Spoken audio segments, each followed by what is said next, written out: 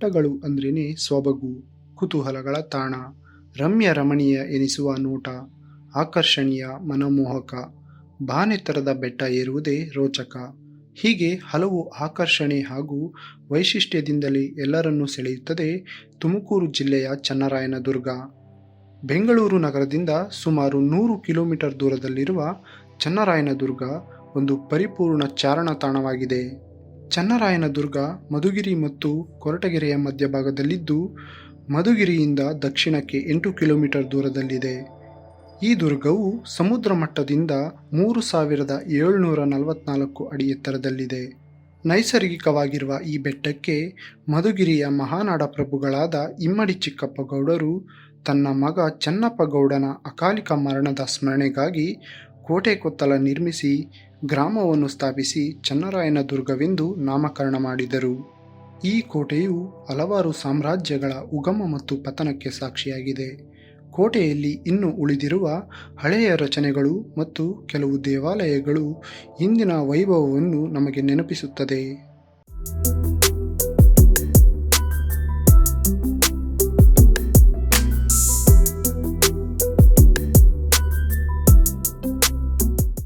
ಮಧುಗಿರಿಯ ಮಹಾನಾಡ ಪ್ರಭುಗಳಾದ ಇಮ್ಮಡಿ ಚಿಕ್ಕಪ್ಪ ಗೌಡರು ಮಧುಗಿರಿ ಕೋಟೆಯನ್ನು ನಿರ್ಮಿಸಿದ ನಂತರ ಕ್ರಿಸ್ತಶಕ 1613ರಲ್ಲಿ ಚನ್ನರಾಯನದುರ್ಗದಲ್ಲಿ ಕೋಟೆ ಕೊತ್ತಲ ನಿರ್ಮಿಸಿದರು. ಇದಾದ ಕೆಲವು ವರ್ಷಗಳಲ್ಲಿ ಗೌಡರು ಅರವೆ ಕಾಳಗದಲ್ಲಿ ಹಾವಳಿ ಭೈರೇಂದ್ರನ ಮೇಲೆ ಯುದ್ಧ ಮಾಡಬೇಕಾಗುತ್ತದೆ. ಈ ಯುದ್ಧದಲ್ಲಿ ಗೌಡರು ತನ್ನ ಮೊದಲ ಮಗನನ್ನು ಕಳೆದುಕೊಳ್ಳುತ್ತಾರೆ. ಇದರಿಂದ ಗೌಡರು ಕೊರಗಿ ಸಾವನ್ನಪ್ಪುತ್ತಾರೆ. ಇಮ್ಮಡಿ ಚಿಕ್ಕಪ್ಪ ಗೌಡರ 3ನೇ ಮಗನಾದ ಸಪ್ಪೇಂದ್ರನು ಮುಮ್ಮಡಿ ಚಿಕ್ಕಪ್ಪ ಗೌಡ ಎಂಬ ಬಿರುದಿನಿಂದ ಕೋಟೆಯನ್ನು ಆಳ್ವಿಕೆ ಮಾಡುತ್ತಾನೆ. ಈತನು ಬಿಜವಾರದಿಂದ ಮಧುಗಿರಿಗೆ ರಾಜಧಾನಿಯನ್ನು ಬದಲಾಯಿಸುತ್ತಾನೆ. ಈತನ ಕಾಲವು ಸುಭಿಕ್ಷೆಯಿಂದ ಕೂಡಿದ್ದಾಗಿತ್ತು. ಇವರ ಆಳ್ವಿಕೆಯ ಕಾಲದಲ್ಲಿಯೇ ತನ್ನ 3 ಮಕ್ಕಳಲ್ಲಿ ಸಂಗಪ್ಪ ಗೌಡರು ಮಧುಗಿರಿಯನ್ನು, ಈರೇ ತೋಂಟಪ್ಪ ಗೌಡರು ಚನ್ನರಾಯನದುರ್ಗವನ್ನು, ಕಾಳಚಿಕ್ಕಪ್ಪ ಗೌಡರು ಮಿಡಿಗೇಶಿಯನ್ನು ವಹಿಸಿಕೊಳ್ಳುತ್ತಾರೆ. ಇವರಲ್ಲಿ ಕಾಳಚಿಕ್ಕಪ್ಪ ಗೌಡರು ಬುದ್ಧಿವಂತರಾದ್ದರಿಂದ ಎಲ್ಲ ಕೋಟೆಗಳನ್ನು ಇವರೊಬ್ಬರೇ ನಿಭಾಯಿಸುತ್ತಾರೆ. ಈತನು ಮುಪ್ಪಿನ ಕಾಲದಲ್ಲಿ ತನ್ನ ಮಕ್ಕಳಾದ ರಾಮಪ್ಪ ಗೌಡರಿಗೆ ಮಧುಗಿರಿಯನ್ನು, ತಿಮ್ಮಪ್ಪ ಗೌಡರಿಗೆ ಚನ್ನರಾಯನದುರ್ಗವನ್ನು ವಿಭಾಗಿಸಿಕೊಡುತ್ತಾರೆ. ಎಲ್ಲರಿಗೂ ನಮಸ್ಕಾರ. ನಾನು ನಿಮ್ಮ ಪ್ರೀತಿಯ ಧರ್ಮಿ. ಚನ್ನರಾಯನದುರ್ಗ ಮಧುಗಿರಿ ಏಳನಾಡು ಪ್ರಭುಗಳು ಕಟ್ಟಿದಂಥ, ತನ್ನ ಮಗನ ಹೆಸರಲ್ಲಿ ಕಟ್ಟಿದಂಥ ಒಂದು ಅಮೋಘವಾದಂಥ ಕೋಟೆ. ಚೆನ್ನರಾಯ ಅಕಾಲ ಮರಣಕ್ಕೀಡಾದಾಗ ತುಂಬ ನೊಂದ್ಕೊಂಡಂಥ ಮಧುಗಿರಿ ಏಳನಾಡು ಪ್ರಭುಗಳಾದಂಥ ಚಿಕ್ಕಪ್ಪ ಗೌಡರು ಅವನ ನೆನಪಿಗಾಗಿ ಚನ್ನರಾಯನದುರ್ಗವನ್ನು ಕಟ್ತಾರೆ. 15-16ನೇ ಶತಮಾನದಲ್ಲಿ ವಿಜಯನಗರದ ಸಾಮಂತರಾಗಿದ್ದಂಥ ಮಧುಗಿರಿ ಏಳನಾಡು ಪ್ರಭುಗಳು ಎಲ್ಲವೂ ವಿಜಯನಗರ ಅಧೀನದಲ್ಲಿದ್ದಂಥ ಕಾಲದಲ್ಲಿ 1565ರಲ್ಲಿ ವಿಜಯನಗರ ಪತನ ಆದಮೇಲೆ ಮೈಸೂರು ಸಂಸ್ಥಾನದ ಮಹಾರಾಜರಾದಂಥ ಶ್ರೀ ಚಿಕ್ಕದೇವರಾಜ ಒಡೆಯರ ಸುಪರ್ದಿಗೆ ಎಂಟೈರ್ ತುಮಕೂರು ಜಿಲ್ಲೆ ಬಂದ್ಬಿಡುತ್ತೆ. ಆಗ ಮಧುಗಿರಿ, ಮಿಡಿಗೇಶಿ, ಚನ್ನರಾಯನದುರ್ಗ, ದೇವರಾಯನದುರ್ಗ, ಇನ್ಫ್ಯಾಕ್ಟ್ ದೇವರಾಯನದುರ್ಗ ಅಂದರೆ ಚಿಕ್ಕದೇವರಾಯನ ದುರ್ಗ, ಅವ್ರ ಹೆಸರಿಂದನೇ ದೇವರಾಯನದುರ್ಗ ಬಂದಿರೋದು. ಹಾಗಾಗಿ ಇಡೀ ತುಮಕೂರು ಜಿಲ್ಲೆ ಮೈಸೂರು ಸಂಸ್ಥಾನಕ್ಕೆ ಸೇರ್ಕೊಳ್ಳೋಕ್ಕೆ 1704ರಲ್ಲಿ ಚಿಕ್ಕದೇವರಾಯ ಒಡೆಯರ ನಿಧನದೊಂದಿಗೆ ಮತ್ತೆ ಅದು 1762ರಿಂದ 1799ರವರೆಗೆ ಹೈದರಾಲಿ ಮತ್ತು ಟಿಪ್ಪು ಸುಲ್ತಾನರ ಸುಪರ್ದಿಗೆ ಬಂದು 1799ರ 4ನೇ ಆಂಗ್ಲೋ ಮೈಸೂರು ಯುದ್ಧದೊಂದಿಗೆ ಟಿಪ್ಪು ಸುಲ್ತಾನನ ಮರಣದೊಂದಿಗೆ ಮತ್ತೆ ವಾಪಸ್ಸು 3ನೇ ಕೃಷ್ಣರಾಜ ಒಡೆಯರ ಸುಪರ್ದಿಗೆ ಹೋಗುತ್ತೆ.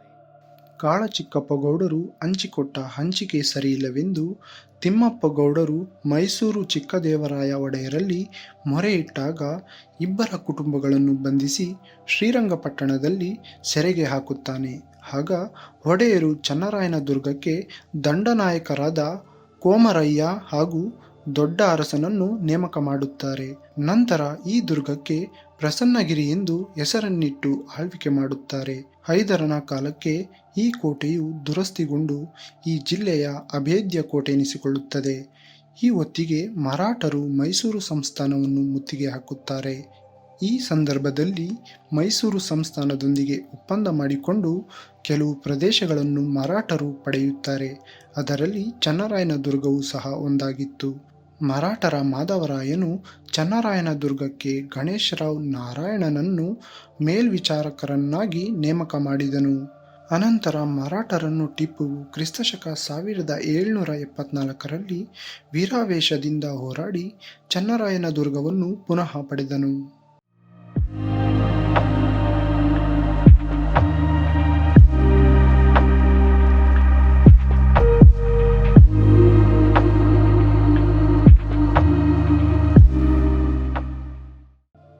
ಕ್ರಿಸ್ತಶಕ 1799ರವರೆಗೆ ಚನ್ನರಾಯನ ದುರ್ಗವು ಟಿಪ್ಪುವಿನ ಹಿಡಿತದಲ್ಲಿ ಇದ್ದು 4ನೇ ಮೈಸೂರು ಯುದ್ಧದಲ್ಲಿ ಬ್ರಿಟಿಷರ ಪರವಾಗಿ ಮಹಾನಾಡ ಪ್ರಭುಗಳಾದ ಚೆನ್ನಪ್ಪ ಗೌಡರು ಯುದ್ಧದಲ್ಲಿ ಭಾಗವಹಿಸುತ್ತಾರೆ.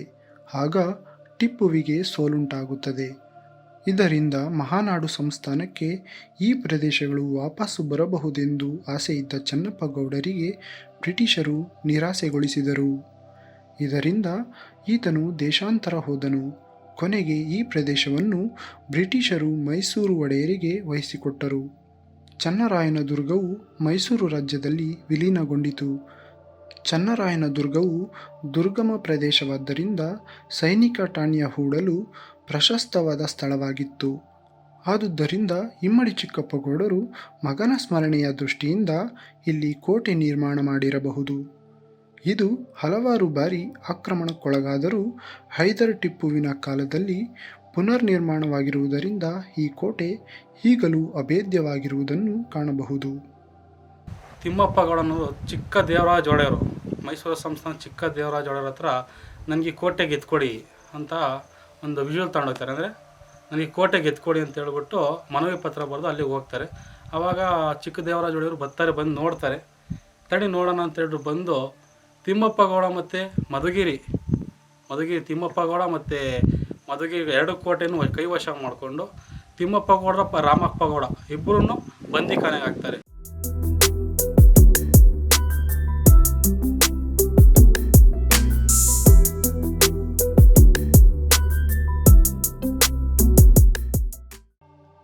ತುಮಕೂರು ಜಿಲ್ಲೆಯ ಗಿರಿದುರ್ಗಗಳಲ್ಲಿ ಚನ್ನರಾಯನ ದುರ್ಗವು ಸುಸಜ್ಜಿತವಾದ ರಕ್ಷಣೆಯನ್ನು ಒದಗಿಸುವ ಕೋಟೆಯಾಗಿದೆ. ಇಲ್ಲಿನ ಕೋಟೆಯನ್ನು ಮಧ್ಯಮ ಗಾತ್ರದ ಕಲ್ಲುಗಳಿಂದ ನಿರ್ಮಿಸಿ ಸಂದಿಗೆ ಗಾರೆಯ ಲೇಪನ ಮಾಡಿದ್ದಾರೆ. ಇದರಿಂದ ಕೋಟೆಯು ಅಭೇದ್ಯವಾಗಿದ್ದು, ಕೋಟೆಯ ಆಯಕಟ್ಟಿನ ಸ್ಥಳಗಳಲ್ಲಿ ಚೌಕಾಕಾರ ಮತ್ತು ವರ್ತುಲಾಕಾರದ ಎತ್ತರವಾದ ಕೊತ್ತಲಗಳನ್ನು ನಿರ್ಮಿಸಲಾಗಿದೆ. ಕೋಟೆಯಲ್ಲಿ ಕೈಪಿಡಿ ಗೋಡೆಯನ್ನು ಗಾರೆ ಮತ್ತು ಇಟ್ಟಿಗೆಯಿಂದ ನಿರ್ಮಿಸಿದ್ದು, ಅದರಲ್ಲಿ ತೋಪು ಕಿಂಡಿಗಳು, ಬಂದೂಕು ಕಿಂಡಿಗಳನ್ನು ಬಿಡಲಾಗಿದೆ. ಕೊತ್ತಲಗಳಲ್ಲದೆ ಕೋಟೆಯ ಗೋಡೆಯ ಮೇಲೆ ಸೈನಿಕರು ಪಹರೆ ಮಾಡಲು ಸೂಕ್ತವಾದ ಸ್ಥಳವನ್ನು ಬಿಡಲಾಗಿದೆ.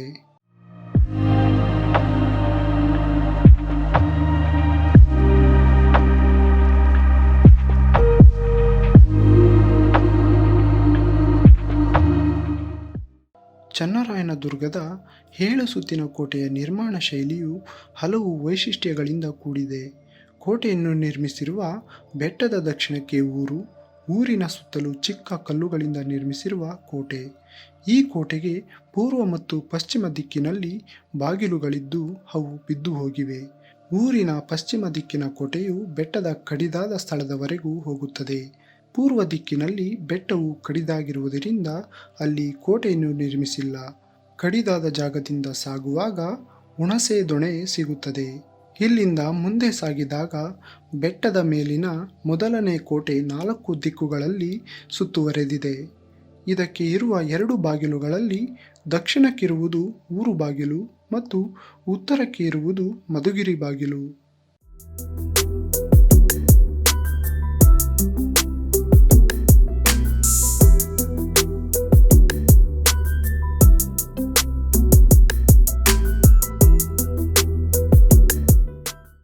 ಮಧುಗಿರಿಯ ಮಹಾನಾಡ ಪ್ರಭುಗಳು ಇಲ್ಲಿನ ಕೋಟೆಯನ್ನು ನಿರ್ಮಿಸಿರುವುದರಿಂದ ಮಧುಗಿರಿ ದಿಕ್ಕಿಗೆ ಸಂಪರ್ಕವನ್ನು ಉಳಿಸಿಕೊಳ್ಳುವುದಕ್ಕೆ ಆ ಮಾರ್ಗಕ್ಕೆ ದ್ವಾರವನ್ನು ನಿರ್ಮಿಸಲಾಗಿದೆ.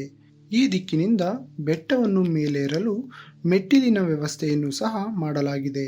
ಮಧುಗಿರಿ ದಿಕ್ಕಿನ ಬಾಗಿಲ ಮುಂದೆ ಆಂಜನೇಯನ ವಿಗ್ರಹ ಹಾಗೂ ಬಾಗಿಲ ಒಳಭಾಗದಲ್ಲಿ ಆಮೆ, ಮೀನಿನ ಚಿತ್ರಗಳನ್ನು ಕೆತ್ತಲಾಗಿದೆ.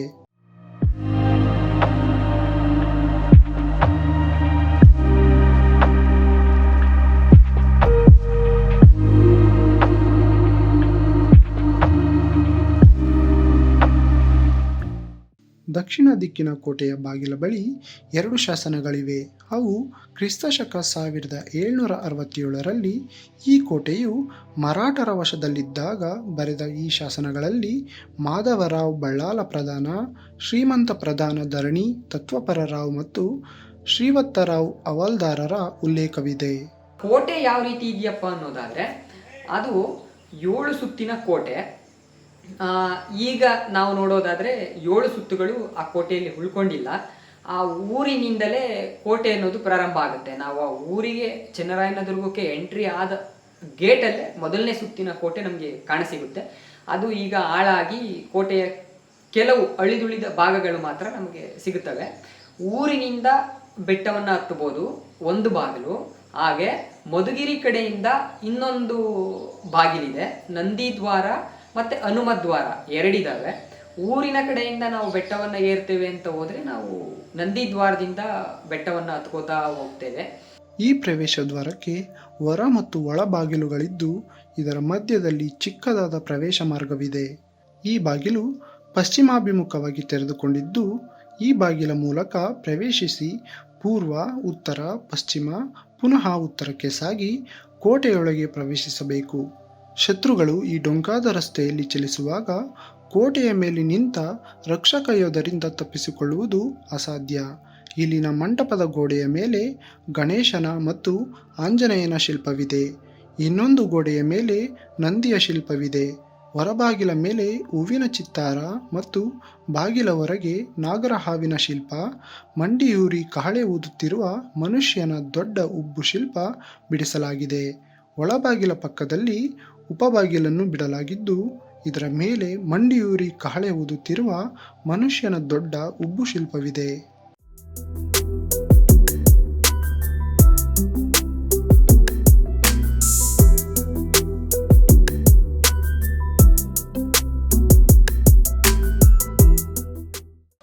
ದಕ್ಷಿಣ ದಿಕ್ಕಿನಿಂದ ಮುಂದೆ ಸಾಗಿದರೆ ಒಂದು ದೊಡ್ಡ ದೊಣೆ ಇದೆ. ಇಷ್ಟೊಂದು ದೊಡ್ಡ ದೊಣೆ ಬೇರೆ ಯಾವ ಕೋಟೆಯಲ್ಲೂ ಕಂಡುಬರುವುದಿಲ್ಲ. ನೈಸರ್ಗಿಕವಾಗಿರುವ 2 ಬಂಡೆಗಳ ಮಧ್ಯದ ಜಾಗಕ್ಕೆ ದಕ್ಷಿಣ ದಿಕ್ಕಿನಲ್ಲಿ ಇಟ್ಟಿಗೆ, ಗಾರೆಯಿಂದ ನಿರ್ಮಿಸಿದ ತಡೆಗೋಡೆ ಇದೆ. ಇದರಿಂದ ನೀರು ಎಲ್ಲಿಯೂ ಸೋರುವುದಿಲ್ಲ. ಈ ದೊಣೆಯು ಇಂದಿನವರೆಗೆ ಬತ್ತಿ ಹೋಗಿರುವುದನ್ನು ನಾವು ಕಂಡಿರುವುದಿಲ್ಲವೆಂದು ಇಲ್ಲಿನ ಜನರು ಹೇಳುತ್ತಾರೆ. ಈ ದೊಣೆಯ ಪಶ್ಚಿಮದ ಕಡೆಯ ಬಂಡೆಯ ಮೇಲೆ ಜಗತಿಯನ್ನು ಕಟ್ಟಿ ಅದರೊಳಗೆ ಈಶ್ವರ ದೇವಾಲಯವನ್ನು ನಿರ್ಮಿಸಲಾಗಿದೆ. ಇದರ ಹಿಂದೆಯೇ ವರ್ತುಲಾಕಾರದ ಕಣಜವಿದೆ. ಇದರಲ್ಲಿ ಈಗಲೂ ಉಪ್ಪಿನ ಉಂಡೆಗಳಿವೆ. ಈ ಹಿನ್ನೆಲೆಯಲ್ಲಿ ಈ ಕಣಜವನ್ನು ಉಪ್ಪಿನ ಕಣಜವೆಂದು ಕರೆಯುತ್ತಾರೆ. ಇಲ್ಲಿಯೇ ಮುಸುರೆ ದೊಣೆ ಇದೆ. ಈ ಮುಸುರೆ ದೊಣೆಯಲ್ಲಿ ಆನೆಗಳು ನೀರು ಕುಡಿಯುತ್ತಿದ್ದವು.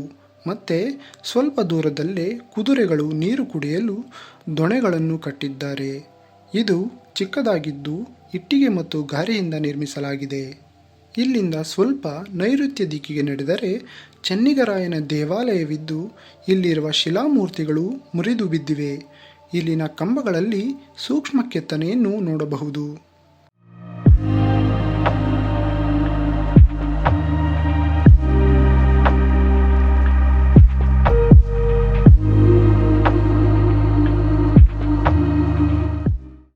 ಎರಡನೇ ಕೋಟೆಯ ರಚನೆಯು ಮೊದಲ ಕೋಟೆಯ ರೀತಿಯಲ್ಲೇ ಇದ್ದು ಇದರಲ್ಲಿ ಚೌಕಾಕಾರದ ಮತ್ತು ವರ್ತುಲಾಕಾರದ ಕೊತ್ತಲಗಳನ್ನು ಕಾಣಬಹುದು. ಈ ಪ್ರದೇಶದಲ್ಲಿ ಕಲ್ಲು ಕಂಬ ಮತ್ತು ತೊಲೆಗಳಿಂದ ನಿರ್ಮಿಸಿದ ಭದ್ರವಾದ ದೊಡ್ಡ ಕಣಜಗಳಿವೆ. ಈಗಲೂ ಸಹ ಸುಸ್ಥಿತಿಯಲ್ಲಿವೆ. ಈ ಕಣಜಗಳನ್ನು ದವಸ ಧಾನ್ಯಗಳ ಶೇಖರಣೆಗೆ ಬಳಸಲಾಗುತ್ತಿತ್ತು. ಈ ಕೋಟೆಯೊಳಗೆ ಸಭಾಂಗಣ ಮತ್ತು ಇತರ ಅನೇಕ ವಸತಿ ಗೃಹಗಳು ಇದ್ದವು ಎಂಬುದಕ್ಕೆ ಇಲ್ಲಿನ ಅವಶೇಷಗಳು ಸಾಕ್ಷಿಯಾಗಿವೆ. ನಂದಿದ್ವಾರದಿಂದ ಒಳಗೆ ಹೋದ ನಮಗೆ ಒಂದು ವಿಶಾಲವಾದ ಕೆರೆ ನಮ್ಮನ್ನು ಸ್ವಾಗತ ಮಾಡುತ್ತೆ. ಆ ಕೆರೆಯ ಮುಂಭಾಗದಲ್ಲೇ ಒಂದು ಈಶ್ವರನ ದೇವಸ್ಥಾನ ಇದೆ. ಅದರ ಪಕ್ಕದಲ್ಲಿ ಒಂದು ದೊಡ್ಡದಾದ ಆಲದ ಮರ ವಿಸ್ತಾರವಾಗಿ ಹಬ್ಬಿಕೊಂಡಿದೆ. ಅದಾದ ಮೇಲೆ ಒಂದು ವಿಷ್ಣುವಿನ ದೇವಸ್ಥಾನ ಅಂತ ಕರಿಬೋದು. ಅಲ್ಲಿ ಯಾವುದೇ ರೀತಿಯ ವಿಗ್ರಹಗಳಿಲ್ಲ. ವಿಗ್ರಹಗಳು ಅಲ್ಲಿ ಚಿಂದಿಯಾಗಿ ಮತ್ತು ಮುರುಕಲು ಈ ನಿಧಿಗಳರ ಇದರಿಂದ ಅವರ ದುರ್ವರ್ತನೆಯ ನಿಧಿಗೋಸ್ಕರ ಹೋಗಿ ಅಲ್ಲಿ ದೇವಸ್ಥಾನವನ್ನು ಹಾಳು ಮಾಡಿ ಅಲ್ಲಿ ಯಾವ ದೇವಸ್ಥಾನ ಇತ್ತು ಅನ್ನೋದು ಸಹ ಸಾಮಾನ್ಯ ನೋಡುಗರಿಗೆ ಅದು ಇದೇ ದೇವಸ್ಥಾನ ಅಂತ ಹೇಳೋದು ಕಷ್ಟ ಆಗುತ್ತೆ.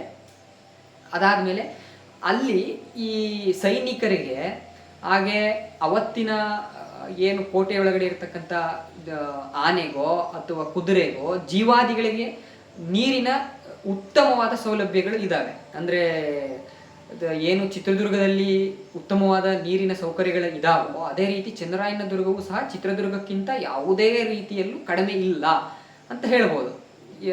ಸುಮಾರು ನಮಗೆ ಎಣಿಕೆಗೆ ಸಿಗುವ ಹಾಗೆ ಒಂದು ದೊಡ್ಡ ಕೆರೆ, ಅದಾದ ನಂತರ ಒಂದು 3-4 ಚಿಕ್ಕ ಚಿಕ್ಕ ಚಿಕ್ಕ ಕಟ್ಟೆಗಳು, ಅಥವಾ ಕಟ್ಟೆಗಳು ಅಂತ ಕರಿಬೋದು ಅವನ್ನ, ಆ ರೀತಿಯ ನೀರಿನ ಒಂದಷ್ಟು ಆಗರಗಳು ನಮಗೆ ಸಿಗುತ್ತೆ. ಕೊನೆಯದಾದ ಕೋಟೆ ಬೆಟ್ಟದ ತುದಿಯಲ್ಲಿದೆ. ಇಲ್ಲಿಗೆ ಸಾಗುವಾಗ ಉತ್ತರ ದಿಕ್ಕಿಗೆ ಒಂದು ಚಿಕ್ಕ ಪ್ರದೇಶವನ್ನು ಆವರಿಸಿರುವ ಕೋಟೆಯ ಸುತ್ತು ಇದೆ. ಇದಕ್ಕೆ 2 ಬಾಗಿಲುಗಳಿವೆ. ಈ ಪ್ರದೇಶದಲ್ಲಿ ಹಾಳಾಗಿರುವ ವಸತಿ ಗೃಹಗಳನ್ನು ಕಾಣಬಹುದು. ಇಲ್ಲಿಂದ ದಕ್ಷಿಣದ ಕಡೆಗೆ ಮುಂದೆ ಸಾಗಿದರೆ ಆಯತಾಕಾರದ ಕಡೆಗಾಪು ಇದೆ. ಇದರ ಗೋಡೆ ಸುಮಾರು 15ರಿಂದ 20 ಅಡಿ ಎತ್ತರವಿದ್ದು ಇಟ್ಟಿಗೆ ಮತ್ತು ಗಾರೆಯಿಂದ ಕಟ್ಟಿದ್ದಾರೆ. ಈ ಗೋಡೆಯಲ್ಲಿ ಬಂದೂಕು ಕಿಂಡಿಗಳನ್ನು ಸಹ ಕಾಣಬಹುದು. ಕೈಪಿಡಿ ಗೋಡೆಯ ಒಳಭಾಗದಲ್ಲಿ ಸೈನಿಕರು ಪಹರೆ ಮಾಡಬಹುದಾಗಿತ್ತು. ಇಲ್ಲಿನ ಚೌಕಾಕಾರದ ಕೊತ್ತಲಗಳು ಅತಿ ಎತ್ತರದಲ್ಲಿವೆ. ಇಲ್ಲಿಂದ ದೂರದ ಶತ್ರುಗಳ ಬರುವಿಕೆಯನ್ನು ಸೈನಿಕರು ಕಂಡು ಹಿಡಿಯುತ್ತಿದ್ದರು. ಇಲ್ಲಿನ ಕಡೆಗಾಪು ಉತ್ತರ ದಕ್ಷಿಣವಾಗಿದ್ದು, ಉತ್ತರದ ಭಾಗ ಅಗಲವಾಗಿದ್ದು ದಕ್ಷಿಣದ ಭಾಗ ಕಿರಿದಾಗಿದೆ. ಈ ಪ್ರದೇಶವು ದೊಣೆ, ಕಣಜ ಮತ್ತು ಮದ್ದಿನ ಮನೆಗಳನ್ನು ಒಳಗೊಂಡಿದೆ.